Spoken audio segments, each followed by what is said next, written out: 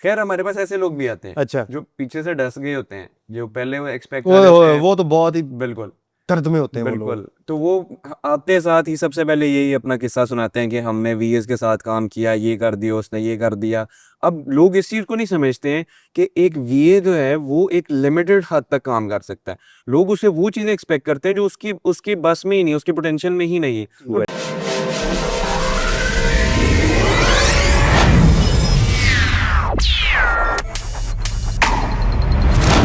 हाँ भी, क्या हाल है? मेरा नाम है अलीज़र और आप देख रहे हैं एक और इंसाइटफुल एपिसोड बाय मोखू। जैसा कि हमने पिछले एपिसोड में डिस्कस किया था कि what is the vision behind Mokhu, how was the finding and being found of Mokhu, और किस किस्म के लोग इसमें इन्वेस्टमेंट करते हैं, किस किस्म के लोग इन्वेस्टमेंट करके कितने कितने एक्स कर चुके हैं, इस तरह की बातें की थी। Today we dive deep into the target market that Mokhu is trying to tap, और जो उनकी करंट क्लाइंटेल है भी। इन्होंने बताया कि ये क्लाइंट्स के बारे में कोई ख़ास hungry या greedy नहीं है. They have capped their clientele and they focus on quality more than the quantity, which is the sign of a great business right from the starting. हमारे साथ आज दोबारा मौजूद हैं the very dynamic CEO Syed Moiz Shah, who is going to share his insights on जिस तरह के लोग इन्होंने डील किए और किस किस तरह के लोग डील किए हैं, तो क्या माइंडसेट चल रहा है। मोइज, कैसे हैं आप? ठीक है? ठीक ठाक, हाउ अल्लाह यू का दिस शुक्र। Fine day? अल्लाह का शुक्र। आप सुनाइए अली भाई, कैसे? ऑल गुड भाई, ऑल गुड। अच्छा यार, मैं पूछना ये चाह रहा था कि आपकी क्लाइंटेल मेजॉरिटरली वो है जो overseas Pakistanis currently living in Canada, क्योंकि कनाडा की गिदर सिंह की भी आपने क्रैक की है, यूएस की बाद में करेंगे, शायद ऑस्ट्रेलिया की भी बाद में करेंगे। The thing that I want to ask you is that जिस तरह के लोगों से आप डील करते हैं, यूजुअली क्या टारगेट मार्केट होती है, उम्र क्या होती है, वो लोग क्या कर रहे होते हैं, किस किस्म के लोग होते हैं? अच्छा, जो हमारी मेजॉरिटी क्लाइंटेल है वो 40 प्लस ही है। ठीक है। और उसमें से भी जो मेजॉरिटी है वो जॉब वाले ही लोग हैं। कुछ अच्छा। आईटी सेक्टर की जॉब्स कर रहे हैं, कुछ वो डिफरेंट शोबों में हैं, कुछ इंजीनियरिंग में हैं, कुछ इस तरह से हैं। तो ठीक है। मेजॉरिटी क्लाइंटेल हमारी जो है वो जॉब वाली ही है। ओके। उसमें से कितने परसेंट लोग जो हैं वो बिजनेस को समझने वाले आपके पास आते हैं, कितने लोग रेफरल से आते हैं, और कितने लोग जो हैं वो इंस्टा रील्स देख के चड्डी पे गड्डी फ्री करने के लिए आते हैं? क्या रेशो क्या है? अच्छा, अब इसमें जो है ना मिक्स मिक्स से लोग आते हैं। कुछ लोग ऐसे होते हैं कि जिनका ये पहला बिजनेस होने जा रहा होता है, ठीक है, वो थोड़े ज़्यादा कंसर्न होते हैं ऑब्वियसली हर चीज़ को लेके कि स्कैम ना हो जाए, ये ना हो जाए, वो ना हो जाए। बट स्टिल जिन लोगों ने एक अच्छे एनवायरनमेंट में काम किया हुआ है, they knows the pros and cons of the business, कि उसमें लॉस भी होगा, उसमें प्रॉफिट्स भी होंगे, अच्छे दिन होंगे, बुरे दिन होंगे।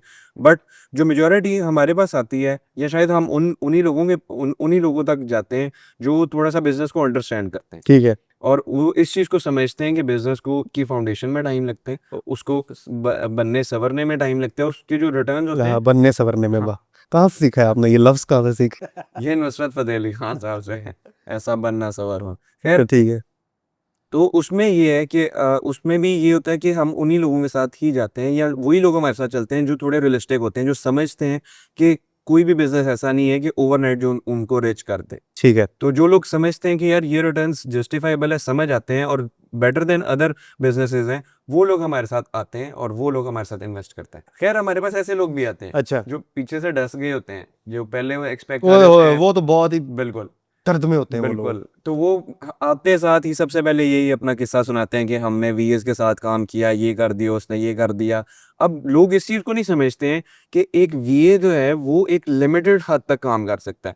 लोग उसे वो चीजें एक्सपेक्ट करते हैं जो उसकी उसकी बस में ही नहीं, उसके पोटेंशियल में ही नहीं है। तो डेफिनेटली फिर वीए ने अपना घर भी चलाना है, किसी तरह अपना किचन भी चलाना है, तो वो कह देता है मैं कर लूंगा, वो बोली बात है। ठीक है। तो इसी वजह से लोगों को इस चीज की भी थोड़ी सी आई थिंक अवेयरनेस होने की जरूरत है कि ज्यादा पे कर देना सस्ता है एज कम्पेयर टू कम पे करना हाँ इन अ लॉन्गर रन। हाँ हाँ हाँ। लोग इस चीज को समझते नहीं। ठीक है। तो इस ठीक। तरह के भी लोग आते हैं हमारे पास कि ठीक है। वो पीछे से डस गए होते हैं। और अगर मैं इस चीज की बात करूं तो 30% आई थिंक क्लाइंटेल हमारी ऐसी है जो पीछे से डसी हुई आई है। उनको आपने अडॉप्ट कर लिया? बिल्कुल प्यार से चलाना पड़ता है, ज्यादा ट्रांसपेरेंसी, ज्यादा ईमेल्स, बिल्कुल है ना, करनी बिल्कुल पड़ती है। बिल्कुल हाँ करना बिल्कुल पड़ता है। ठीक है।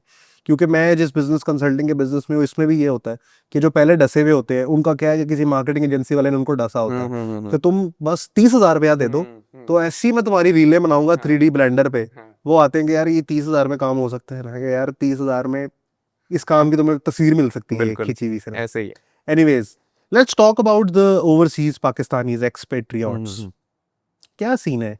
जितना मैं कनाडा में तो इतने नहीं है, लेकिन यूके यूएस वाले लोगों के साथ मेरा ये है लेन देन का मामला। मतलब मैंने किसी के देने नहीं है, बिजनेस टर्म्स है। उनका मैंने सेंटिमेंट ये देखा है कि वो उनका एक जनरल प्रिंसिपल है कि बाहर गलसड़ जाओ, जो मर्जी करो, पैसे बचाओ, पाकिस्तान में प्रॉपर्टी बनाओ। अब अगर कोई उनके साथ इकोनॉमिक्स पे बात करे तो उसे कहे यार तूने $1,00,000 की प्रॉपर्टी अगर 2016 में बनाई थी, बिल्कुल तो आज वो $50,000 की है। ऐसे ही है। चाहे तुझे उसमें से रेंटल इनकम आ भी गया बिल्कुल तो तेरा लाख जो है वो 75 हो गया। बिल्कुल लेकिन वो कहते हैं कि मरने के लिए अपनी जमीन होनी चाहिए, बिल्कुल वगैरह वगैरह, बिल्कुल जब कभी लौटेंगे तब हाँ अपनी जमीन पे जाएंगे। और ये एक सेंटिमेंट है। बिल्कुल तो इसको आप किस तरह डिफाइन करते हैं क्वांटिफाई करके, कि जो लोग कहते हैं कि पीछे प्रॉपर्टी होनी चाहिए, क्या वो प्रॉपर्टी वाले अपने फेस से गुजर लें, अपनी मच मार लें, फिर आपके पास आए, या कि आपके पास इन्वेस्ट करने से उनके पास बिगर अपॉर्चुनिटी टू इन्वेस्ट बेटर है? क्या सीन है? अच्छा, इसमें जो है ना, पहली चीज तो ये है रियलिस्टिक मुझे बताना है। बिल्कुल पहली चीज तो ये है कि जो लोग प्रॉपर्टी सेंट्रिक लोग हैं ना, उनको समझाना आसान काम नहीं है। यार अच्छी बात। हाँ, उनको समझाना ठीक है, आसान काम नहीं है, क्योंकि प्रॉपर्टी आई थिंक दुनिया का सबसे सेफेस्ट कारोबार है। ठीक है, तो वो सिर्फ उनके ज़हनों में क्योंकि वो चीज नजर आता है, बिल्कुल ओह मेरी प्रॉपर्टी, बिल्कुल चाहे वो साढ़े प्लाट है कहने चाहे कितने वो प्लाट गिरी है भी कहने है, चाहे बिल्कुल वो कब्जा हो बिल्कुल हमारी प्रॉपर्टी। हाँ बिल्कुल। ठीक है, ठीक। तो सबसे पहली चीज तो ये है कि उन्हें कन्विंस करना थोड़ा सा मुश्किल इसलिए है कि वो उनका माइंडसेट बन गया हुआ है कि सर प्रॉपर्टी होता है कारोबार, बस दैट्स इट। सो दूसरी चीज ये है कि अगर इस चीज को थोड़ा सा रैशनली देखा जाए, थोड़ा सा ज्यादा ही, ठीक है, तो पाकिस्तान में अगर आप इन्वेस्ट कर रहे हैं तो उसमें 3-4 चीजें, ठीक है। एक तो पाकिस्तान में इटसेल्फ या कनाडा में अगर आप रह रहे हैं तो कनाडा में इटसेल्फ इन्फ्लेशन है, ठीक ठीक है, है, जिसको आप इग्नोर करते हैं। सेकंड चीज ये है कि यहाँ पे डॉलर की कोई आपको गारंटी नहीं है कि डॉलर कब ऊपर रहेगा ना कब स्टॉक्स नीचे की रहेगा। गारंटी है। बिल्कुल सिमिलरली ना स्टॉक्स की गारंटी है। तो एक तो वो स्टेबल मार्केट नहीं है, तो आपको इस चीज की एक तो यहाँ से डर लगनी। दूसरी चीज ये है कि अगर बहुत ही ज्यादा रिटर्न है कि हम बड़ी रियल एस्टेट्स की बात करें, बड़ी क्या कहते हैं सोसाइटीज की बात करें, तो वहां पे भी इवन दो अगर आप इन्वेस्ट करते हैं तो मेरे हिसाब से वो 15 से 30% मैक्सिमम आपको रिटर्न दे देगी, रेंटल इनकम इंक्लूड करके, जो कि बहुत ज्यादा है 30%। यानी एनुअल वो ग्रो भी कर रही है प्रॉपर्टी और साथ में आपको रेंटल इनकम भी दे रही है। तो नहीं नहीं, क्या बात कर रहे हैं? हम बहुत एक्स्ट्रा ऑर्डिनरी कंसिडर करते 12%, 4 से 5% रेंटल है, हैं। और एप्रिसिएशन भी आप तकरीबन इतनी लगाएं, 10% मैक्स है। बिल्कुल ये मैं डीएचए की फेज 5 की बात कर रहा हूँ, 10% मैक्स है, बिल्कुल विच मीन्स के you need 10 years to make back what you invest. बिल्कुल बिल्कुल तो प्रॉपर्टी का तो ये है कि बस वो स्टेबल है, और वो क्योंकि लोग बेवकूफ़ी क्या करते हैं कि वो प्रॉफिट परसेंटेज को कंफ्यूज करते हैं कैश फ्लो से। बिल्कुल बिल्कुल दैट्स द पॉइंट। तो वो कैश फ्लो को समझते हैं कि सानू बड़ा प्रॉफिट हो रहा है। हाँ बिल्कुल साला तुम्हारा लगा भी तो 5 हाँ करोड़ है, वो 5 बिल्कुल। करोड़ रिटर्न में तो कितने साल लग रहे इसी हैं। से एक और चीज लिंक मेरे जहन में आई कि वाह हमारे जी वाह। पास जो इन्वेस्टर आते हैं ना, उनका भी यही माइंडसेट है कि मुझे 20 लाख रुपया महीने का चाहिए, बताओ इन्वेस्टमेंट कितनी तो चाहिए। तुम उसको कह दो 1 हाँ करोड़ डॉलर। बिल्कुल। जाहिर है, अब मैं अब उनको जब समझाता हूँ ना कि यार इतनी सी इन्वेस्टमेंट चाहिए, तो वो उस चीज को बिलीव ही नहीं करते हैं, क्योंकि जाहिर है उनके जहनों में तो ये है कि 5 करोड़ की प्रॉपर्टी ली, 1 लाख रुपया रेंट ले लिया, हाँ तो ठीक। उनके जहनों में तो ये है। बट मेरे काम में अगर आपने 1 लाख रुपया महीने का निकालना है तो आपके लिए आई थिंक 15-20 लाख भी इनफ है। हाँ 15-20 लाख से आप 1 लाख रुपए का प्रॉफिट ले सकते हो। मतलब करोड़ रुपए के पीछे 10%। बिल्कुल ठीक है। बिल्कुल। तो वो ये चीज लोग समझते नहीं है, बट जो लोग समझ जाते हैं वो डेफिनेटली फिर लाइफ में थोड़ा एक्सेल इस तरह से कर लेते हैं कि वो साथ साथ इसी इनकम से, जो यहाँ से वो इनकम जनरेट करते हैं, यहीं से अगर उनका अंदर कीड़ा है ही है प्रॉपर्टी वाला, तो वो भी साथ साथ पूरा कर लिया, और ठीक है, साथ ही साथ आपकी एक पैसिव इनकम स्ट्रीम बन गई। तो जो आपकी करंट क्लाइंटेल है उनकी प्रॉपर्टी के ख्वाब जो है वो आपने पूरे कराए? हमने तो नहीं करवाए, उन्होंने खुद किए हो तो किए हो, बट खैर मतलब हाँ मतलब उनको इतना इनेबल किया है कि वो कर लें। बिल्कुल डेफिनेटली ओके, डेफिनेटली ठीक है। डेफिनेटली। तो ऐसा भी है जब आते हैं आप उनसे मिलते हैं? हाँ, हमारे क्लाइंट्स जो है बहुत ज्यादा आते नहीं है पाकिस्तान। अच्छा, जो आते हैं वो मिलते हैं, बिल्कुल मिलते ठीक, ठीक है।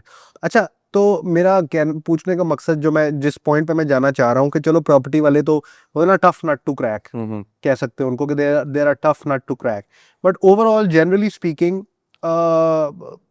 जिन लोगों का इन्वेस्टमेंट का थोड़ा बहुत माइंडसेट बन चुका है, और वो कहीं ना कहीं उनके दिमाग में ये है कि यार ये हमारे मर गए तो, क्योंकि मेरा एक दोस्त है वो जूलर है, बड़ा नाम नेहाद जूलर है, तो उसके सामने मैं एक दिन क्रिप्टो की ट्रेडिंग कर रहा था, तो कहता है अली भाई ये क्या है? मैंने कहा यार ये डिजिटल मनी है।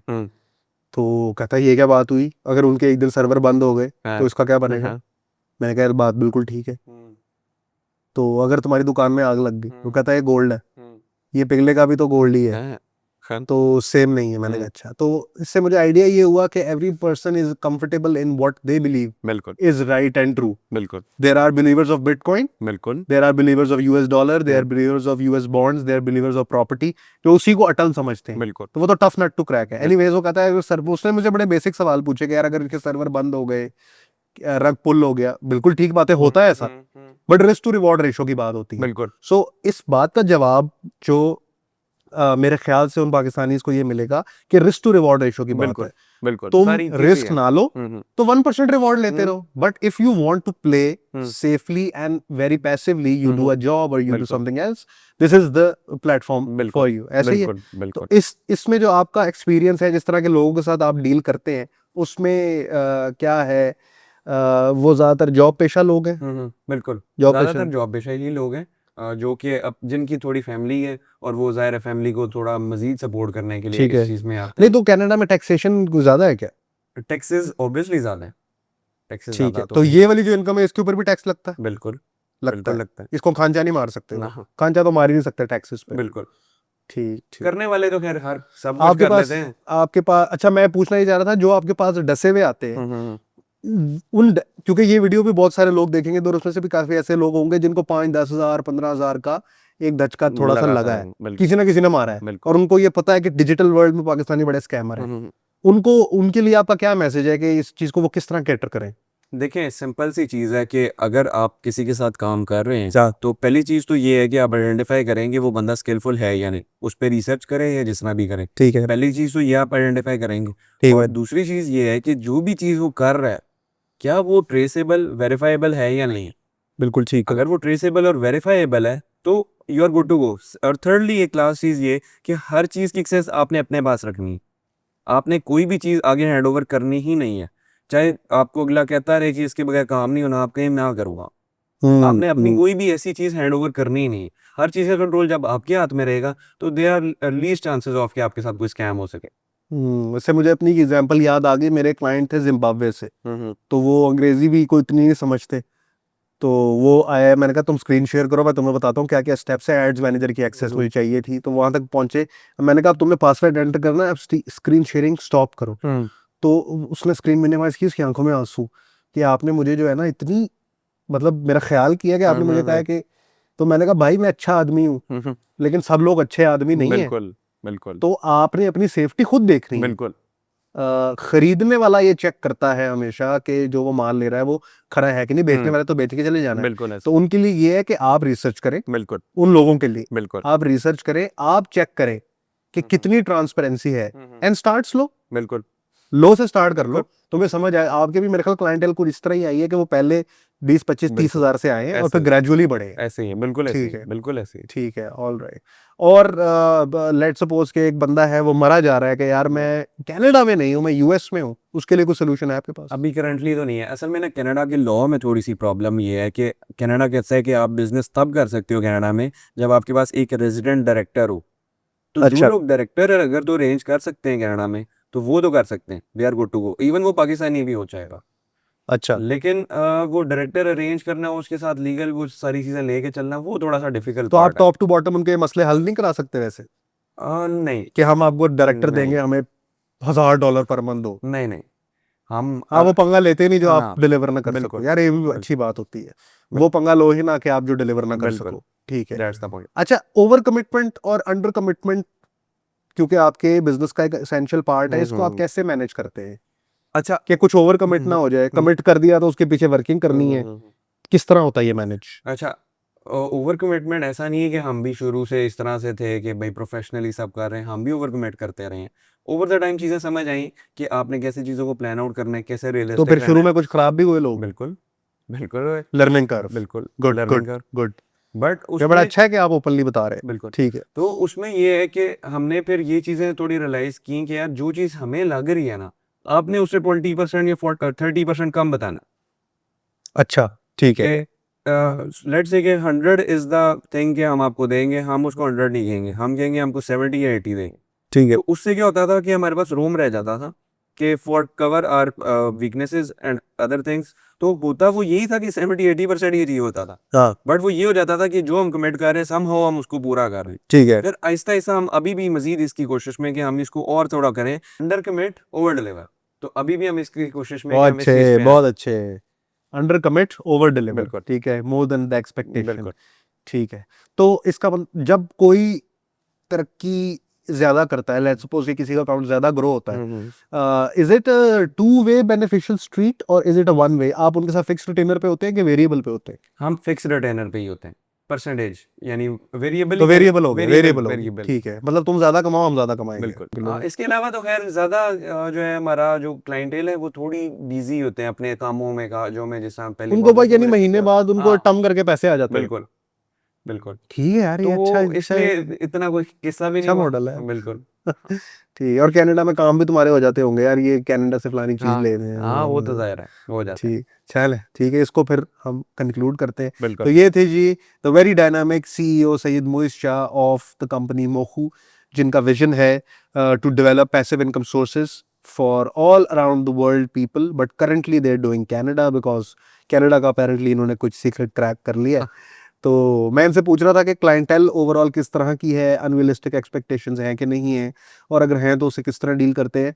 They have fallen into systems and filters जो कि वक्त के साथ साथ कंपनीज डेवलप करती हैं, बट अच्छी कंपनीज की अच्छी बात यही होती है, मैंने भी गलतियां की है शुरू में कि ओवर कमिट कर दिया, बाद में डिलीवर नहीं हुआ, क्लाइंट लूज करने पड़े, या लोगों की पेमेंट्स लेट हो गई वगैरह वगैरह, मिस कॉल पे मिस कॉल। बट अच्छी कंपनीज और अच्छे सीईओज वही हैं जो गलती को रियलाइज़ करें और अपनी प्रैक्टिसेस को इंटरनेशनली ट्यून कर लें। तो ये भी ऐसे ही कर रहे हैं। अगर आप इनके साथ इन टच आना चाहते हैं और free consultation into if you can make it big into this business, the Amazon business करना चाहते हैं, तो डिस्क्रिप्शन में और फर्स्ट कमेंट में या अगर ये जहाँ भी आप जिस प्लेटफॉर्म पे वीडियो देखें नीचे उसका लिंक होगा, आप इनसे राब्ते में आए, कंसल्ट करें, and if it is good to go, let's make you a couple of $1,000 and let's make them a couple of hundred more.